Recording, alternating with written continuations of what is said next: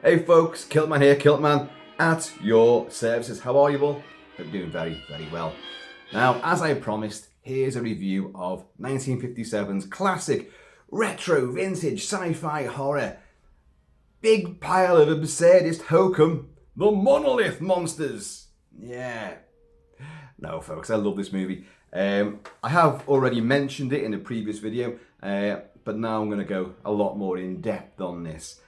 As I say, 1957, and director John Sherwood came up with this. It was actually a vehicle for the great Jack Arnold. Jack Arnold, Tarantula, the Incredible Shrinking Man, the Creature from Mount Lagoon. He was a creature feature specialist. B pictures that actually some of them got to A status and played top billing. Now, this really couldn't lay claim to being an A-list movie. Some credit the story down to Jack Arnold, although it's quite contentious now. Some critics are saying that that wasn't the case, and yet other ones are saying, oh no, this was meant to be his. It was his story, he was meant to direct it, but he had other commitments at the time, so he couldn't do it, so John Sherwood stepped in. Whatever. It has all the Jack Arnold hallmarks to it, like small town, California. Not that California's a small town, but a small town in California, out in the deserts. San Angelo, a lovely little picturesque spot. It's actually the back lot of Universal Studios. In fact, if you look at the main street, you've got the courthouse, you've got all the shops, which you see in Back to the Future, you see in Gremlins, you see in a gazillion Universal movies. And it's been used time and time again, just redressed, reset and all that. But it's there. And it gives a kind of a nice homely quality. If you're a movie buff and you're into these sort of genre movies, you will recognise it and you feel at home instantly. Although you wouldn't want to be there during the onslaught of the Monolith Monsters. So, with an ominous, portentous voiceover at the start by the ubiquitous Paul Frees. Paul Frees, great actor, but also lent his voice of foreboding, his emotionless voice of foreboding to many, many movies, portending to death and destruction, War of the Worlds, and meteorites hitting the air, which is what he's doing here. He discusses a meteorite speeding towards Earth and landing with calamitous chaos and abandon out in the canyons outside San Angelo. And in fact, it's actually alternate footage from the other great and 3D movie from the period, It Came From Outer Space, which is a wonderful film. And I don't know if I've covered it. I might have done. I don't know. I know I've discussed it, but whether I reviewed it, I can't remember. But that same, in 3D, it's spectacular. This meteorite speeding towards the Earth and crash landing. This is an alternate take from that, which opens this movie. So this meteorite lands, and we have a little... Why is it that a small town like this has got like a geologist department? Well, it has. And while the big boss is away, he's due back the next morning, his protege is driving up there. Oh, this is interesting. These black rocks have appeared. Because when this meteorite's landed, it's showered bits of itself all over the landscape. Ebony black bits, of this really weird structure.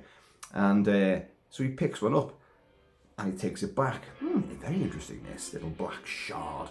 There's quite a few of them. I'll go back to the office with this. Drives back to town, the back lot, and does a few studies on it. Discusses it with the town reporter, Cochrane, played by Les Tremayne, who has a wonderful sort of... What's Spider-Man's boss? Oh, God. J. Jonah Jameson. He's got that kind of face, and he is a reporter, but he's living in a small town. He even jokes to this geologist, saying, like, look, my papers don't sell because nothing ever happens around here. I'm basically a living fossil myself. So maybe I should take up geology like you, because I know all these rocks, because I live amongst them. I own one of them. Oh, boo-hoo, Go to the big city then. That's where big stories happen. No, stick around, because the very big stories are bound to happen. Anyway, during the night, a little bit of wind comes through. Shouldn't be eating curry out in these Californian desert towns.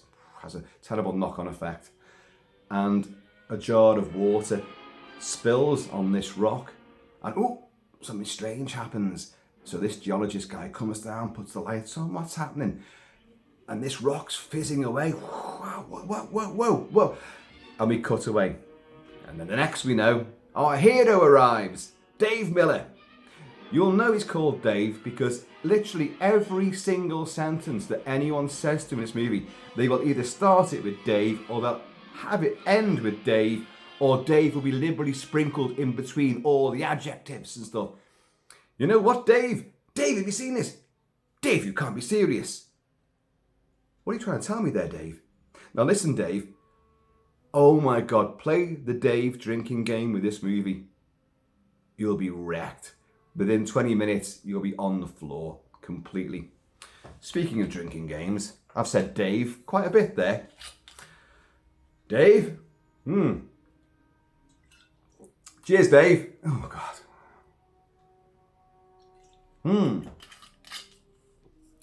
So, Dave comes in, and there's wreckage, and there's more than one rock. This black rock is actually multiplying. It's all over the office and the laboratory. It's crashed the place. But where's the other guy?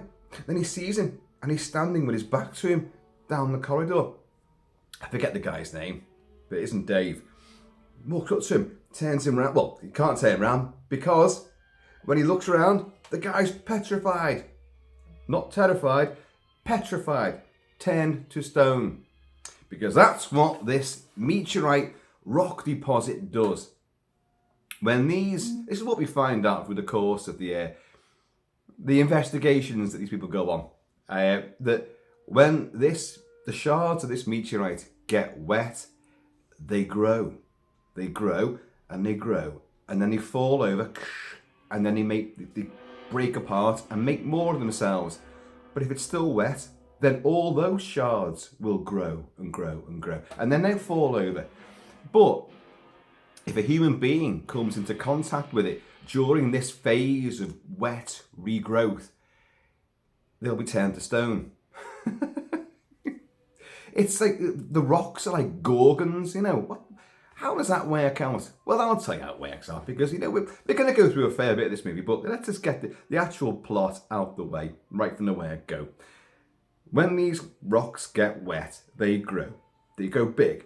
They grab the ground, or out of someone's sink, and they will get so big that they will crash over, and then all those other bits will grow. But what they're doing, as we discover, they're drawing silicon out of other substances, like the ground, like anything. Silicon's everywhere. And as we learn in this movie, little science lesson, little biology lesson for us, we've got silicon inside us too. Now, at the time of this movie being made, 1957, but probably, you know, they were working up to this probably about 3 or 4 weeks before, so it was still probably 1957. I don't think a lot of research really went into this. They thought that silicon in the human body was part of the reason why our skin is flexible. Skin is flexible. They seem to forget that the bones on the inside are also, you know, they move as well. And ligaments and sinews and organs, you know, everything. And muscular activity is actually why we are flexible. But no, silicon makes humans flexible. So if these rocks draw the silicon out of a human being, they will turn to stone. Yes. Now, the effects of people, and there's a few that do get afflicted with this, turn to stone, aren't very good. I will say that some of the makeup effects of people who are partially petrified, like from like the elbow down, you know, or the hand, just the hand, it's just makeup. You know, that's reasonably effective. But the people who've actually been turned to stone and are dead because of it, like, it's not very good. It's just slightly grey. That's it, really. And they do try to freeze the frame. They might like the shock moments of Dave seeing his mate, but his mate will initially be sort of like, you can see he's moving. His eyes are shut, but there's movement going on there. And then they'll freeze the frame. People who are brought up in the backs of pickup trucks, you know, and like they pull a tarpaulin, but they go, oh no, and like, but they're moving too, and then quickly they'll freeze the frame, but not quick enough. So it does kind of dilute this sort of thing. Although we do get Dave's buddy he sort of knocks him, and like he falls forward but out of camera shot with a thud, you know. It would be great if you made it now. That would look quite spectacular. It'd be horrifying, and you'd probably have them hitting the floor and breaking apart themselves, like. But so that's what these rocks are doing, and they're out in the desert, right? So several miles outside of San Angelo. But in the meantime, Dave has got Dave's babe is a school teacher. She's played by, I forget her name in the movie, but she's played by a girl called Lola Albright, who's lovely. And she takes her school kids out, or a chosen gaggle of these school kids out, in what must be the biggest bloody car. She's got about 20 kids in it. And like she's driving up through the desert, you know, and she's all smiling. The noise out of these kids, I swear to God, if I was driving that car, I'd go up a canyon road, right? We're almost at the top, right? Okay, take the handbrake off, get out the car goes over the cliff, kids are all yabbering, jabbering, boof, end of, because these kids are fucking annoying. But one of them, little Ginny, when they all go out to like investigate, because like just, you know, they drive to a rocky, barren place. It's all rocky and barren, and she's like, okay, just kids, be safe now, you know, be safe. Snakes, scorpions, spiders. I've been to California. I've driven through California, and like, whilst I was dying for the, you know, the call of nature, the person who was driving the car, who'd been there before, was so bloody terrified of snakes and spiders and scorpions. So don't do it. I'll cruise the car. We were on an isolated road as well. Like, you know, it wasn't like a freeway. He said, just open the door and just do it out the door. I was like, fuck off. You know, I trained, you know, about 15 miles away from here, up and down the mountains. I've already trained here, so don't worry about me. But I tell you what, well, on your head be it. My little head, perhaps. He said, okay, I'll pull over, but you know, if you start screaming, I'm off. Thanks a lot. So I tell you what, I was fine getting out the car, except for him saying about all the beasties that were crawling around and scuttling and slithering around. I didn't fancy my snake meeting one of their snakes, if you know what I mean.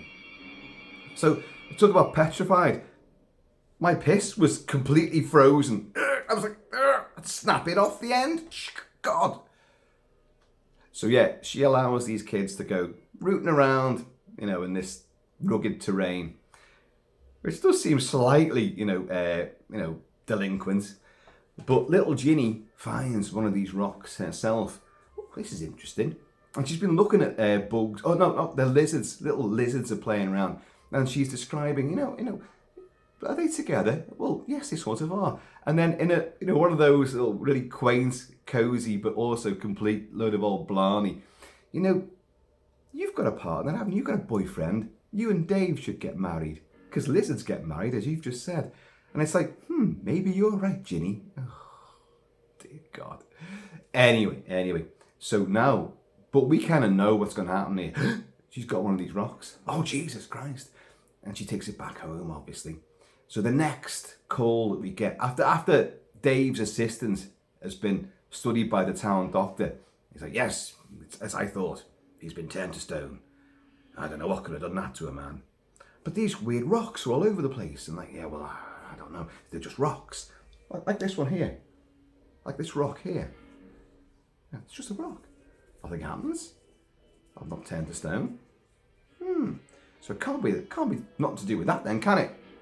Then, of course, we discover that Ginny and her family have been overtaken by the rocky structures, because that deposit that she picked up, she puts it in a bucket to, you know, clean it up, to make a presentation display piece out of it.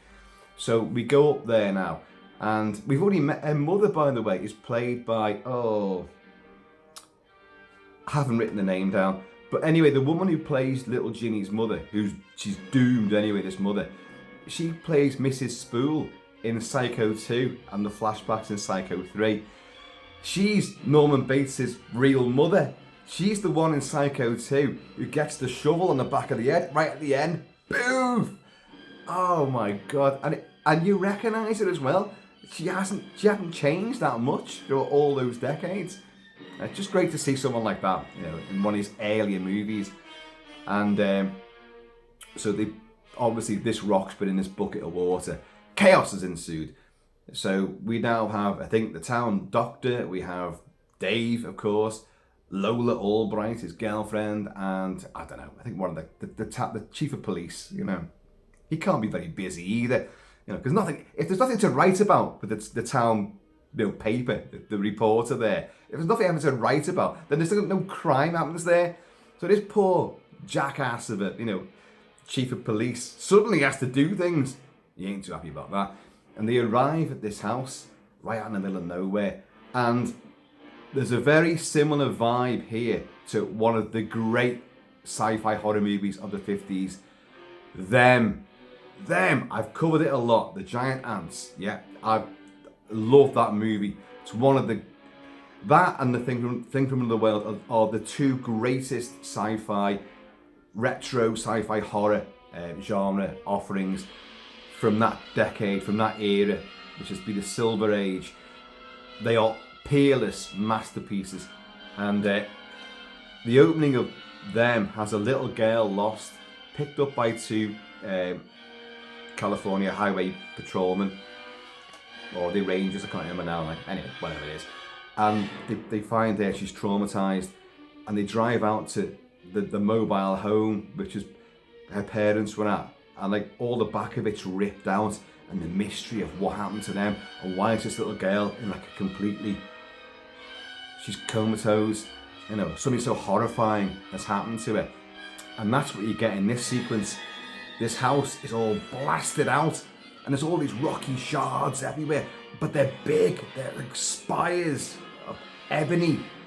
And in the doorway is this little girl, Ginny, and she's just, staring. And it is quite a shocking sequence, especially when you discover that her hand, from there to about there, has gone grey and stony. Oh God, because she's been having the rock, hasn't she? Then you find the bodies of their mum and dad. Jesus. But this farmstead, this ranch, it's just blown apart. And it has this really eerie feel. So this poor girl, they bring her back, they realise, hang on, the same thing that happened to Dave's buddy is happening to her. But she hasn't died yet. Right, well, there's only one place we can send it to, because our town doctor is a load of shite. He can't do anything at all. So they go off to the California Institute of Scientific Research. Whatever it's called, it's exactly the same place that our hero, Dave Miller, played by Grant Williams, who was the star of The Incredible Shrinking Man by Jack Arnold several years before, which is, again, it's one of the classics of this era, where he gets smaller and smaller and smaller. He ends up having to fight for his life against the little tabby puddy tat that he had in the house. All of a sudden, it's like prehistoric monster. He ends up down in a cellar where the common house spider becomes the thing of all our nightmares. And his battle with this, it's based on a Richard Matheson novel, which is fantastic. But Jack Arnold did that, and Grant Williams was the hero of that, and he's the hero of this. He's not as good in this, I would say, because there's a lot more charm, there's a lot more going on in Shrinking Man than there is in this movie. But, he's our guy. He's Dave. And we're gonna stand with Dave against these big rocky bastards. So, what they do... sorry, I was going to say about that California Scientific Institute. That's where he goes to because he's getting smaller and smaller. After a little trip into the Bermuda Triangle, oops-a-daisy, he's getting smaller and smaller and shrinking. But he goes to this institute, and as a little sort of in-joke, a little sort of reminder, because it doesn't really exist, this place doesn't exist, it's purely fictional. They take little Ginny to this place, and they meet some other doctor there who's really, I'm going to do everything I can, but I think there's only about 8 hours left for it. How's he work that out? They take x-rays of it, and they can see that whatever is, taking the silicon out of it, which they don't even realise that yet at this stage, it's infecting her lungs as well. So she's gradually turned to stone, and they put it in an artificial lung, So they're pumping oxygen into it. And by the way, I don't know how these things work, but she's in this great big contraption, but her head is sticking out. So how does the air, and it's like a pump. Well, if her mouth is outside, how are they pumping oxygen into it? I don't get it. I mean, maybe that's how they do work. I genuinely don't know. But it's, you know, we're keeping her alive, we're keeping her lungs active. I'm not sure how they're doing it, like, but anyway, how the oxygen's getting in there. There are other places where they could. No, we're not going to go there. And so anyway, so we've got to race against time now, but in more ways than one. We've got to keep this girl alive. We've got to find out what's causing all this. So, and you reckon that these rocks have something to do with it? Dave, are you sure? Yes, I am, Doctor, yeah. Well, I'm going to go and visit my old friend, Professor Flanders. Yes, Flanders. And he's played by Trevor Boldet. And he's got another great face as well. Yeah, you know, some of these old movies, they hire people, not necessarily because they're good actors, but because they've got such great faces for the screen. And like, he's got another character-filled face. And so Dave, you know, this young girl, and she's only got eight hours to live before she turns to stone. And you say that this rock's something to do with it. Maybe this rock didn't, because they're trying to analyze the rock. I said, there's nothing unusual about this. This rock has nothing which, you know, is unusual. Well, maybe it's a kind of rock we haven't seen before. Professor, what do you mean? Well, Dave, you heard about rocks that come from outer space? You mean meteorites? You bet your ass I mean meteorites. But nothing's landed near here. I don't know how he knows that. Nothing's landed near here. And we all know that something has. So well, maybe it has, though. Maybe we should go out there. But, Professor, we've only got 8 hours now. You've got to get ready. He just puts his jacket on, puts his hat on. He goes, Dave, I'm packed. Stop bragging, Professor. Get in the car. So a lot of driving about. You've got to remember, this is California. You know, places aren't just down the road. They're hours down the road, you know? And there's lots and lots of driving from the town to the meteorite site to this institute to back to, well, a lot of driving going on. And these gas guzzling cars, for God's sake, these great big bastard things, they drive out there and they do discover the crash site. They find lots of other little black bits of, you know, the debris all over the place, scattered everywhere. And then they find in this great big hollow what looks like, now for those of you that know this it's quite a nice little point, he says, pointing, the infamous Black Knight satellite, which has been orbiting the Earth for gazillions of years. It's in the Bible, it's everywhere, it's on the pyramids, it's people have done hieroglyphics of this thing, and it's a strange looking object which has been dubbed, you know, the Black Knight satellite. Well, the biggest remain of this meteorite, well, the meteorite itself, is a dead ringer for the shape of the Black Knight satellite. Which I thought, wow, folks, I've seen this film a lot, but it's been a good few years since, you know, the last time I saw it to now. This is the new restored Blu-ray of the Monolith Monsters, part of this Eureka box set. And it looks great, you know, it looks great. So transfers, it's definitely better than any other transfers that are out there. So on home video, so get this. But so you see that, and like, right, so it definitely is a meteorite. But what makes the rock change? What power does the rock have? So they go back to Dave's office, his laboratory, and they're poring over this, and they're getting phone calls about little Ginny because what's her face? His girlfriend Lola Albright has stayed at the hospital side because, you know, Dave, I love all my kids, but Ginny, she's special. There's something about Ginny. Yeah, a lot of people say there's something about gin. I think there's something more special about whiskey. Ginny whiskey. Cheers, Dave. Oh shit, Dave. Yeah, sorry. So anyway, in a great but rather stupid scene at the same time, you've got this Professor Flanders and you've got Dave, and they're messing about with this rock and oh, you know what's happening. They've also discovered at the not only the meteorite crash site, but also at the homestead that Ginny came from, that the sand, the earth itself is different in colour and texture wherever these black stones are sitting. So they analyse that there's normal earth, it's brown and it's earth-like, but all the bits around the rocks, it's white and it's, well, there's no life in it. It's just fucking earth, isn't it? But it's a nice visual way of saying that whatever these stones touch, when they're in that active mode, they drain all the force out of it, all the life out of it. Silicon, in other words.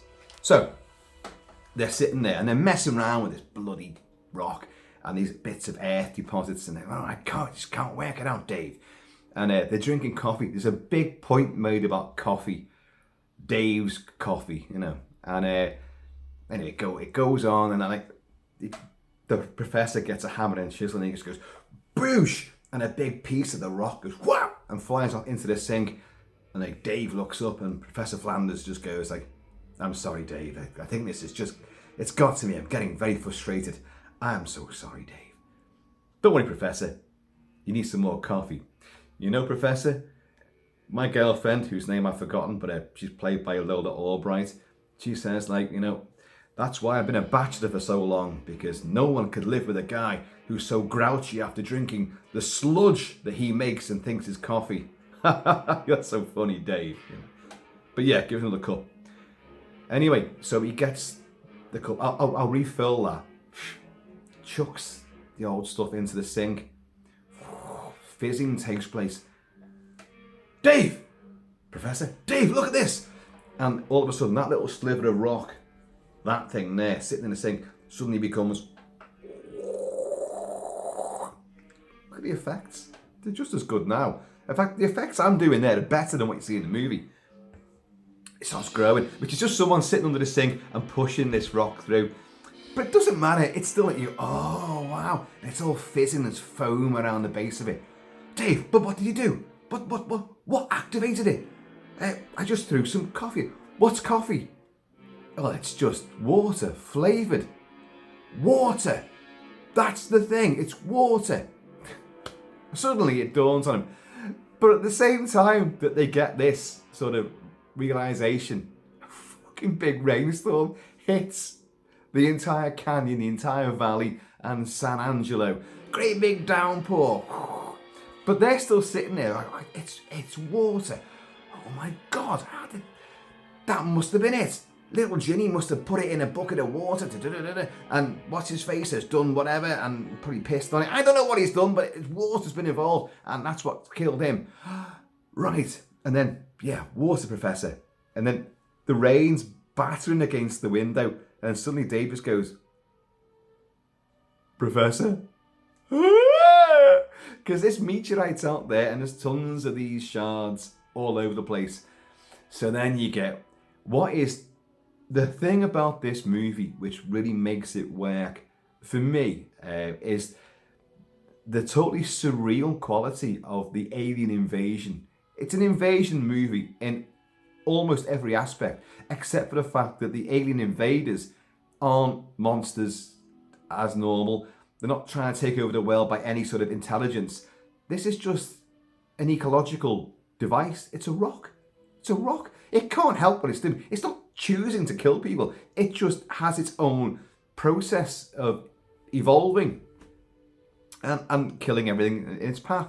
But these things grow and become huge, angular, well, sharp shards in different like sort of directions, and become like these big horrible twisted things. I tried to reenact it over here with some slate. You may have noticed. Oh yeah, I know. I always try to prepare something beforehand, which probably people never even notice. But yeah, I've got them all lined up here, trying to make them all as sharp and as angular as these things are. Now they're sitting out in this big valley, so they're still several miles away from town. But this rainstorm, it's pretty severe. So they even phoned the weatherman to ask how long's the storm going to last for. And he's dead pragmatic about the whole thing. Just tell me. Well, looking at the precipitation in the San Fernando Valley, and just tell me how long. Another 10 hours or whatever. When's it going to start raining? You know, everything in this movie is either driving somewhere or you've got a deadline. 8 hours before little Ginny dies. 10 hours before the rain stops. Another 10 hours before, you know, we can do this and that. It's all deadlines and like time schedules and people saying Dave endlessly. And so they realise, oh shit, they drive out there to the canyon where this meteorite was found, where they found it. And before they can even get there, it's torrential downpour. And they're great. You can hear Flanders is saying to him, Dave, don't drive so fast. What? And he's going like, Dave, turn the engine off. Oh, he says, Dave, stop. Dave stops. Dave, turn the engine off. Because what you can hear, and this is another great thing as well, the visual of these stalactites coming up. Whoa, God, and well, is it stalactites or stalagmites? Whatever. The ones that come up from the ground. They look amazing. It's so surreal and absurdist. But the sound that they make, which is what Flanders has heard, it's like turn the engine off, and you hear this rumbling. Earthquake, thunder, what is it? A locomotive in the distance, my wife snoring. It could be any of those things, but it's not. It's these things growing. And they stop and they can see them. They're above the mountain range. Like, oh, Jesus. About 3 or 4 of them. And as they watch, one just goes, oh. And of course, that's why they're growing and they're multiplying and they're going to take over the world. Because as each one shatters and it's still wet, those little pieces are going to do the same thing, grow huge and then fall over. And it's just going to go on exponentially. And anyone who touches it in that process, stone. What are you going to do? So great big town alert, evacuate. What are we going to do here? They also discovered, because of this silicon thing, that look, this, whatever it's doing, it's taking the silicon from somebody, which is why they turn to stone. We've already discussed how totally unfeasible that is. But so Dave phones the doctor back in the California Institute of whatever, of science fiction movie, hospitalization and theoretical science. And he says, like, look, it's taking the silicon out. What could you do to replace that silicon? Well, I can make a saline drip full of this, and this, and put silicon back in. Which they do, and then they get the phone call. Ginny's all right. She's going to be fine. It's worked. It's reversed the process. In the meantime, other people are arriving in San Angelo who have obviously come into contact with all this. You've got old ladies with their arms like that. People are arriving. Their dog is completely, calcified. This is just my little dog. A woman comes crashing into the place, like, and she tumbles out the car in a daze. And in the back of the pickup, there's her husband's there with his eyes trying not to blink. And then the freeze frame happens, and he's stone-like. So it's happening. People are out there, but they realise, we can reverse the process. And this is the thing that really actually annoys me. It annoyed me more watching it this time. And I'm a fan of this movie. But I really thought, you've got to be kidding me. Like, if part of you has been turned to stone, how are you going to reverse that? It's not going to happen, is it? It's like, I love the film Total Recall, Paul Verhoeven, Arnold Schwarzenegger, yeah. Rachel Ticotin and Sharon Stone and Michael Ironside. Total Recall. Now, in that movie, whether or not, you believe that the whole thing actually is a dream and that Doug Quaid, Arnold Schwarzenegger, actually has been lobotomized at the end of it, and that, it's all been a complete and utter dream, or whether you believe he really was a spy and the memories were erased, he's gone up there and he saved Mars and they've pumped oxygen back onto the planet and everyone's happy. Whichever version you believe, there's no way on any Earth, in any system, that you've got a bug up your nose and you put this fucking thing up your nose and your nose goes out like that when you take it back out with the bug, the homing transmitter, take it out, that your nose is going to go straight back to what it was before. Or when you are flung out into the Martian atmosphere, which has no atmosphere, and they're all like, and their tongues are like 10 foot long, and their eyeballs are popping out of their head, like pure Tex Avery style. That once oxygen is pumped into the atmosphere to save the planet, at the end, the great finale of Total Recall, that your eyes are going to magically pop back into your head, and your tongue will go back in, and you'll be fine. I mean, you might survive, but in reality, your eyes will be fucking hanging out, and your tongue... And the same thing here. If you've been turned to stone, just pumping a saline solution into you with all these other little chemicals and silicon bits and bobs, it's not going to make that reverse back, is it? You've already turned to stone. You might save the rest of you, but I know, you shouldn't think about these things. And that, in a way, that's the beauty of these movies, that even the writers didn't think about these things either. And they knew damn well that the audiences at the time were not going to think about it. Because it's just, you're there for the thrill ride, the chills, the atmosphere, the awe, the golly gosh, oh my god, how are they going to get out of this? Hey, gee heck, that was a good old hokey tale, wasn't it? Of good old American values. But it worked, and that's why we still love movies like this, as stupid as they are. But having said that, I did notice this time that I was picking more holes in it than I'd ever done before. And going, Dave, you really are getting on my fucking nerves there. So a saline drip with all these chemicals have reversed the process, the calcification, petrifying process on little Ginny. So they start administering that to all the people who aren't quite dead yet in the town. Pump this stuff into them, they've got the exact thing. But Dave, why isn't it stopping? How can we stop the rocks from doing this?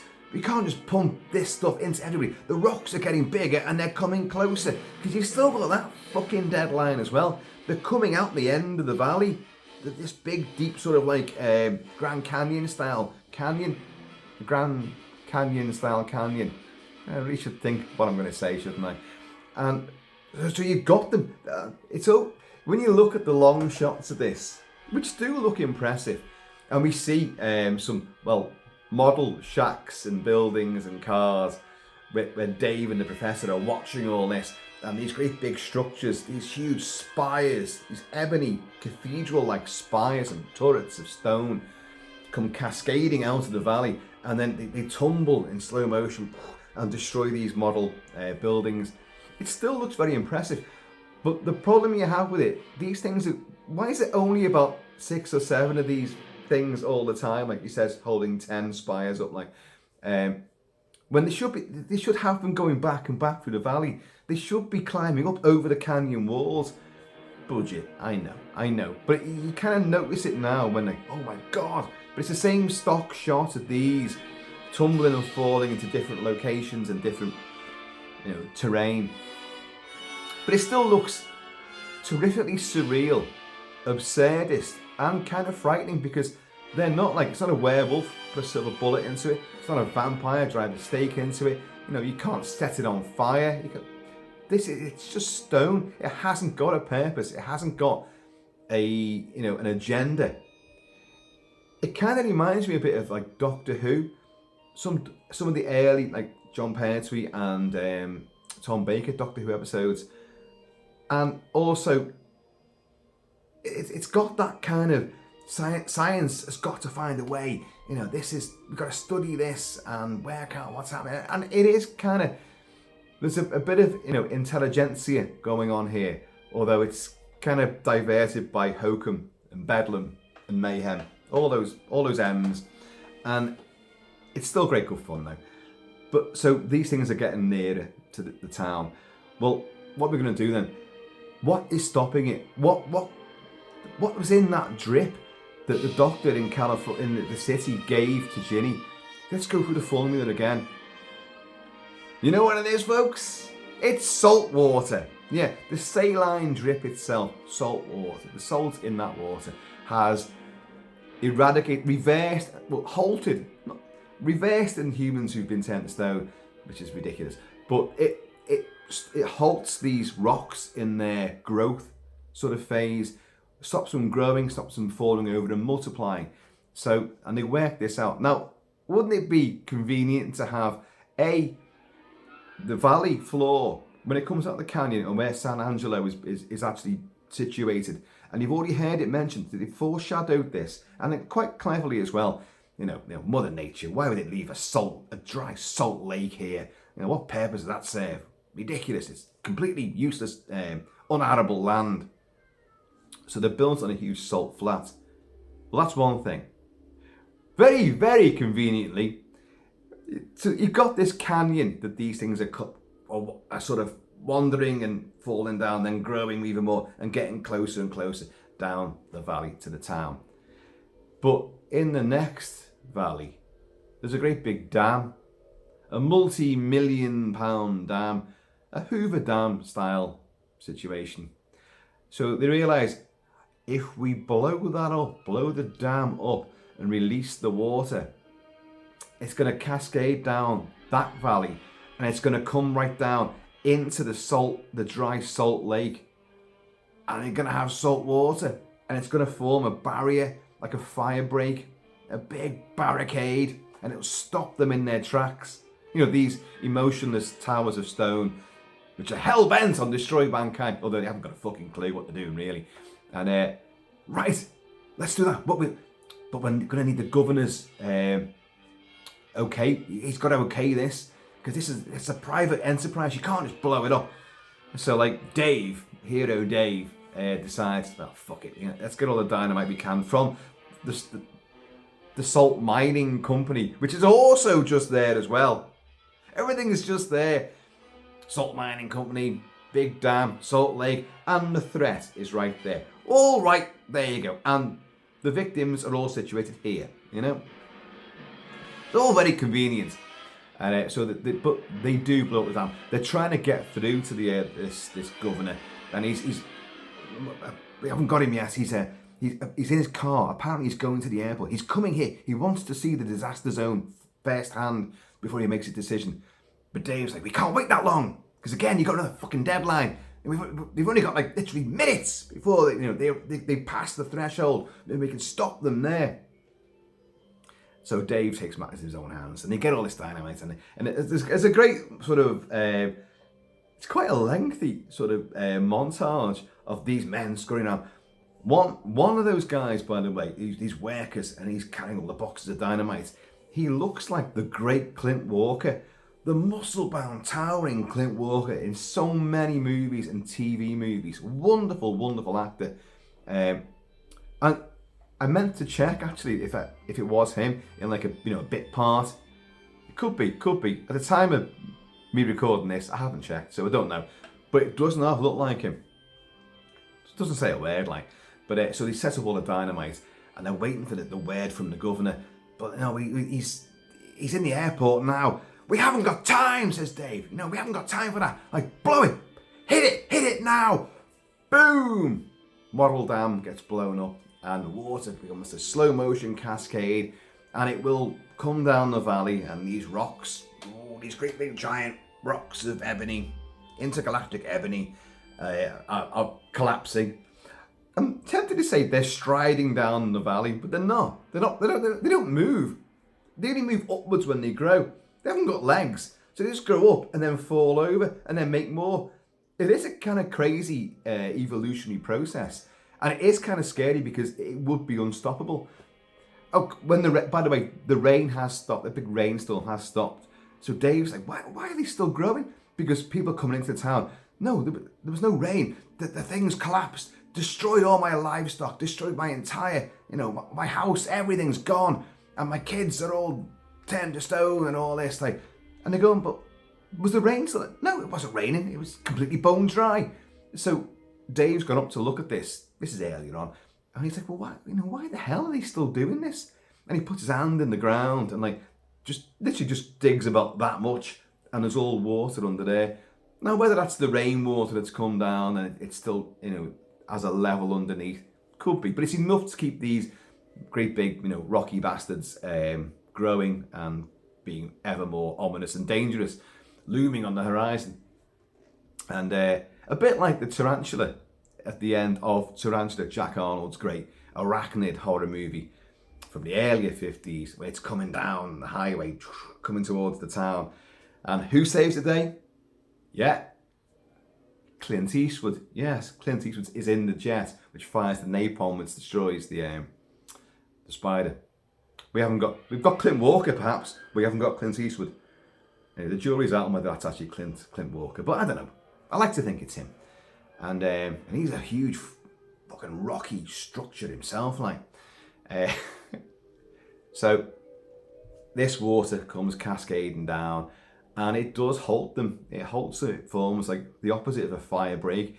It hits the dry salt lake, becomes salt water, a saltwater river, a wall of water, which halts and destroys these great big meteorite swine. And the film actually ends on a really terrible joke, which is one of those, oh, you watch it now and you think, oh dear God. And it's like, well, the police chief, remember him, the useless police chief? He comes back from the car for one of his highway patrolmen, his radio, he's like, spoke to the governor, couldn't get the words out there, spoke to the governor. What did he say? He said, Dave, don't blow the dam. And they're all like, oh no.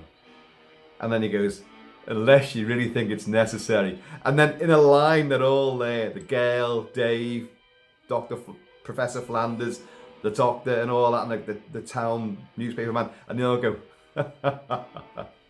oh you. Gee heck, fuck off. It's just like... But you know that audiences at the time would have lapped that up. God, we've had the thrills and the spills and the unnerving atmosphere.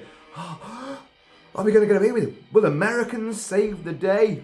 Yes, they will, with ingenuity and bravery and a bit of foresight and a bit of gumption and a timely sense of humour as well. Folks, I've taken the piss out of this movie, but hopefully I've done it in a good-natured way. I do get a real good kick out of this film because of its totally unusual nature.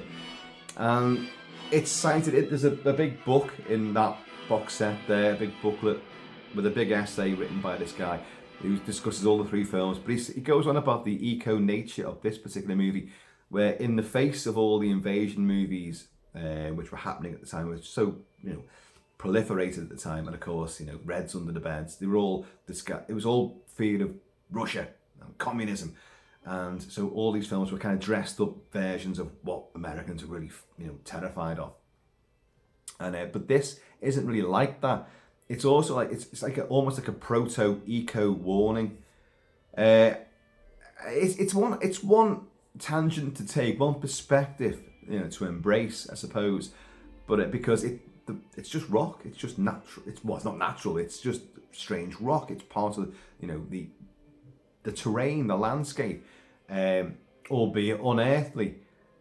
But I think the point that he's getting at, and it's made in the movie as well, that because they slam this salt lake, this dry salt lake, and at the end he says that salt lake that you said had destroyed the environment, it's what just saved us.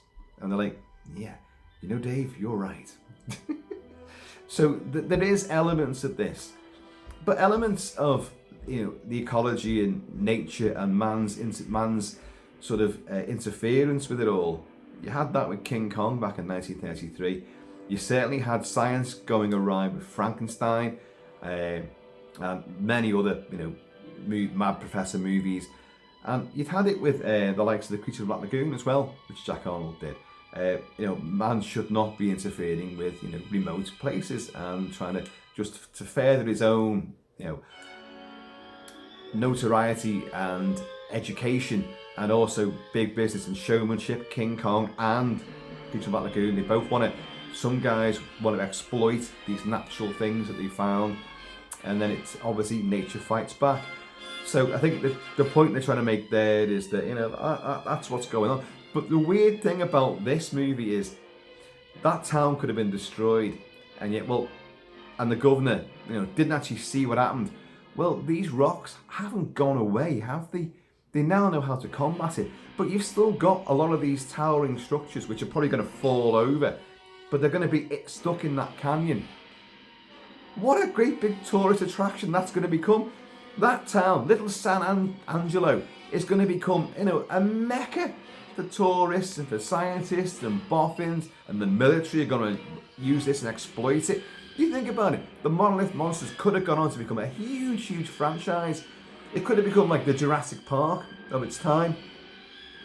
Because, some kids come in there like on top of the canyon, just for a joke. Let's piss on these rocks. And so it could have gone on, Also, they make a point about the world is under threat. Well, it really isn't, is it? Because how the hell are those rocks? Oh, hang on a second. No, I've just defeated my own argument. I was going to say, how the hell would those monoliths move off the continental United States? Because the salt water either side, they couldn't get anywhere. Well, those same tourists that I was just describing, I'll take a little souvenir. I'll go back to England. I'll go back to, Buenos Aires. I'll go back to Germany and Czechoslovakia or whatever. Take them to Russia. Take them to Russia. And then they go and make the same mistake. So, all of a sudden Europe's gone under. The UK's gone under. And Africa's gone under. It's just, in a way, it's great. So, my own arguments, I've just defeated it. So, and I think they do make the point about people picking up bits and tourists arriving. It could be taken anywhere, on planes and all sorts. So I don't know. There's a lot more going on beneath the surface of the Monolith Monsters than you actually give it credit for. The script is not good, I will be honest. It's not good. It's not genius writing at all. The characters are all, they're very stereotypical, but they're likeable at the same time. I mean, Dave is an amiable enough sort of, square-jawed hero, good-looking guy. And Lola is the, well, that's not her name in the film, I know, but the school teacher, Dave's babe, her heart's in the right place. And beneath half of that ample bosom that she has. And she loves the kids and all this. And the newspaper man, they're trying to work out how we're going to spread the word to evacuate. San Angelo's it's got some outlying regions. There's more people here than you think. And my meager little sort of newspaper doesn't always get everywhere. Even though I've got nothing to report on, he says it goes on about it all the time.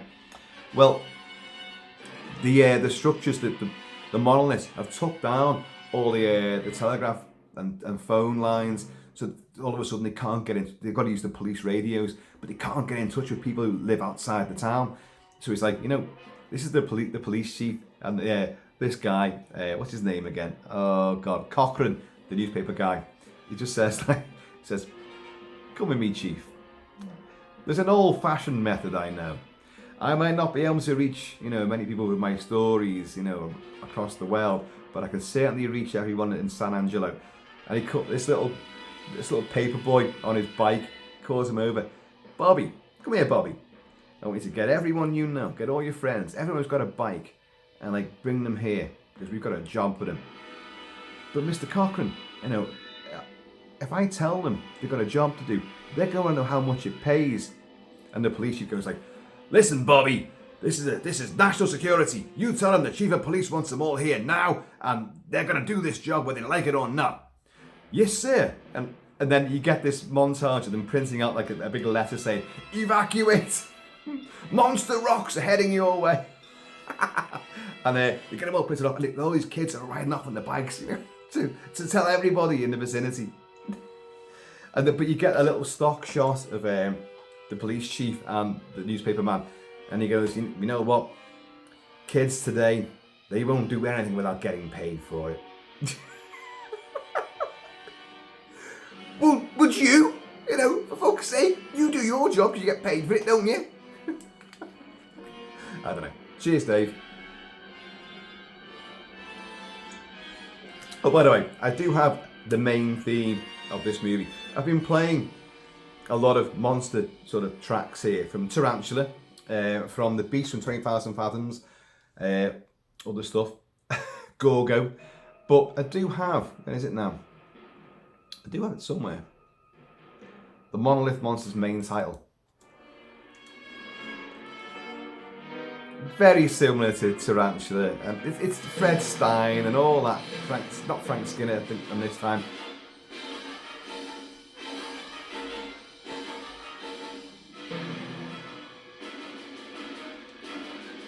This main theme, it plays over a lot of, when you see the rocky structures building and coming up, all this kind of stuff, all this.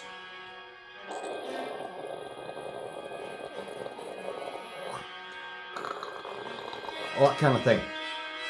It keeps doing this.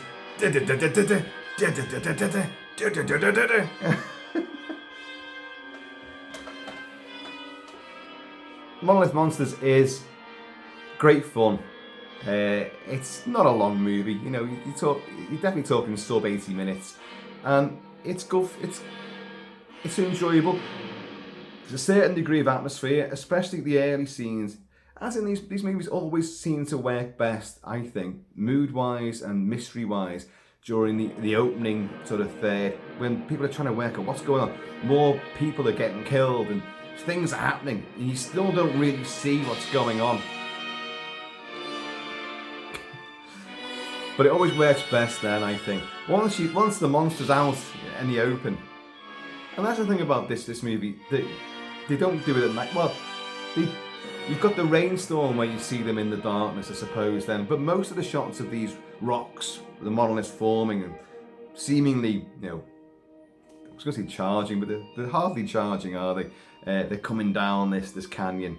It's bright sunlight, and it's, you know, very, you know, clear and obvious, and they still look very strange. They look like kryptonite, you know, the shard of kryptonite, which, or, you know, from Krypton, which the crystal, which Superman throws, and it becomes the Fortress of Solitude. And of course that all breaks out like that with all white shards. So this is almost the exact opposite of that, the negative version of the Fortress of Solitude, or, you know, Krypton itself, because it's all that sort of weird cathedral like pinnacles and spires.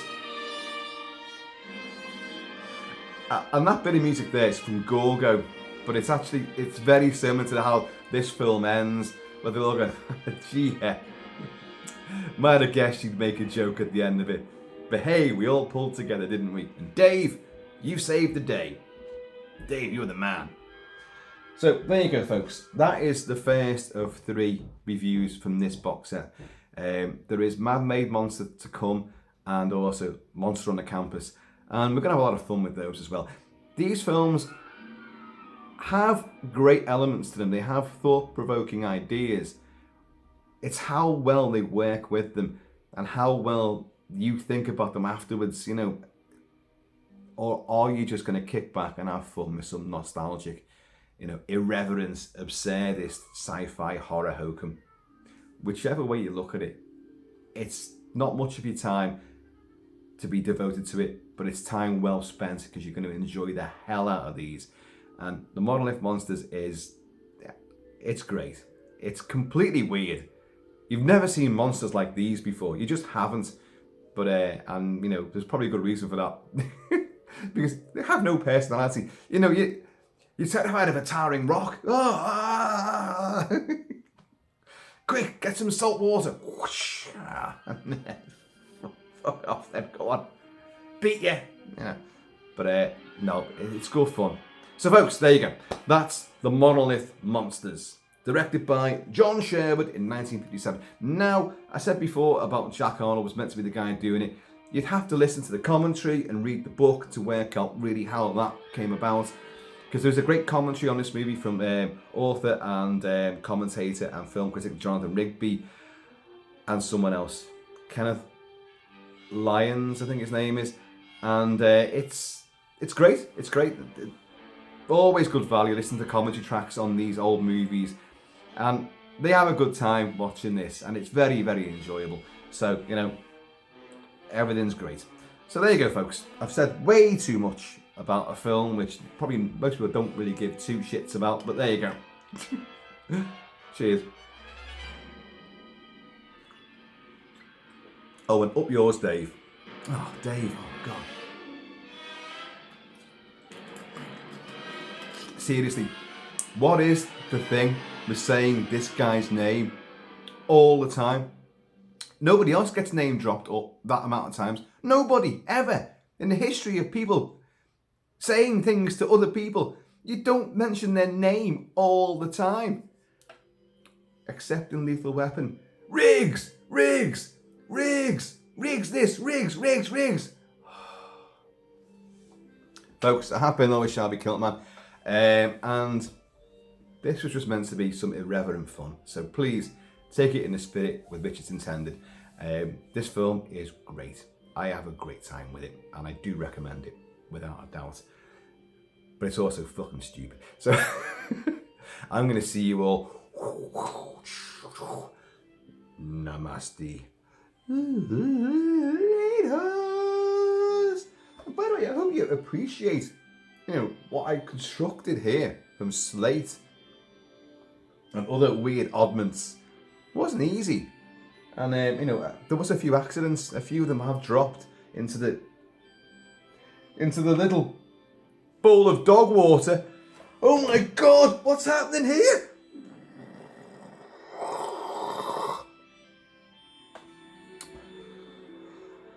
Whatevers.